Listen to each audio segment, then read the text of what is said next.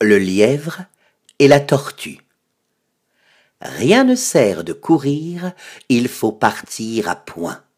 Le lièvre et la tortue en sont un témoignage. « Gageons, dit celle-ci, que vous n'atteindrez point sitôt que moi ce but. »« Sitôt, êtes-vous sage ?» repartit l'animal léger. « Ma commère, il vous faut purger avec 4 grains dès les bords. »« Sage ou non, je parie encore. » Ainsi fut fait, et de tous deux, on mit près du but les enjeux. Savoir quoi, ce n'est pas l'affaire, ni de quel juge l'on convainc. Notre lièvre n'avait que 4 pas à faire. J'entends de ceux qu'il fait lorsque, près d'être atteint, il s'éloigne des chiens, les renvoie aux calendes et leur fait arpenter les landes.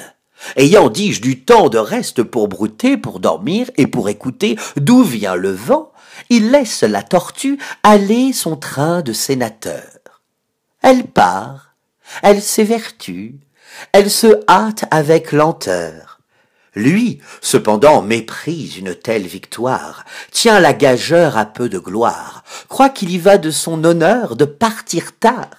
Il broute, il se repose, il s'amuse à toute autre chose qu'à la gageure.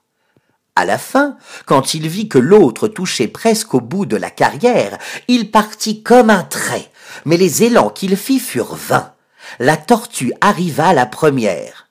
« Eh bien, lui cria-t-elle, avais-je pas raison?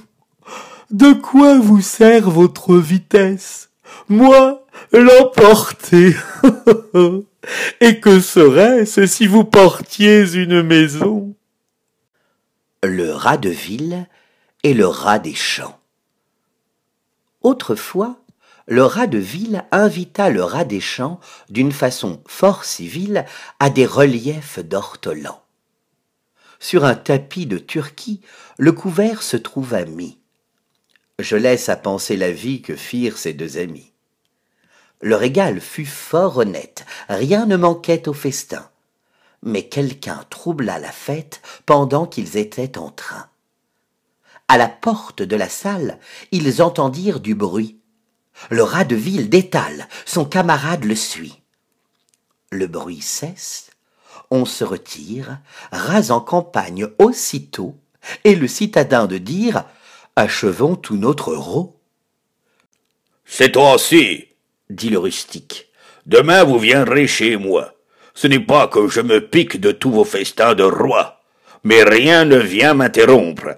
Je mange tout à loisir. Adieu donc, fille du plaisir, que la crainte peut corrompre. » Le loup et l'agneau. La raison du plus fort est toujours la meilleure. Nous l'allons montrer tout à l'heure. Un agneau se désaltérait dans le courant d'une onde pure. Un loup survient à jeun qui cherchait aventure et que la faim en ces lieux attirait. « Qui te rend si hardi de troubler mon breuvage ?»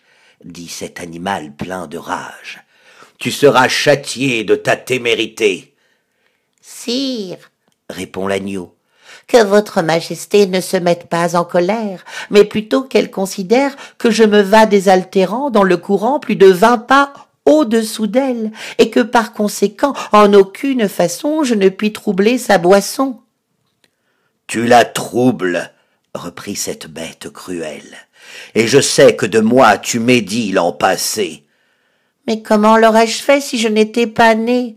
reprit l'agneau. « Je tette encore ma mère. »« Si ce n'est toi, c'est donc ton frère. »« Je n'en ai point. »« C'est donc quelqu'un des tiens, car vous ne m'épargnez guère, vous, vos bergers et vos chiens.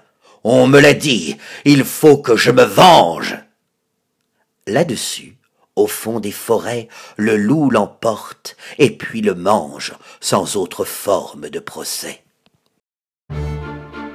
Au revoir et à bientôt sur la chaîne d'Eva Jeunesse.